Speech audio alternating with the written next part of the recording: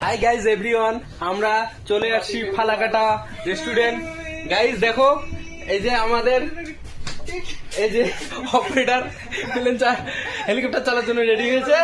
Guys বন্ধু তোমরা কোথায়? উমাবির এভরিওয়ান সবাই দেখো, আমাদের ফালাকাটা রেস্টুরেন্ট, হেলিকপ্টার রেস্টুরেন্ট।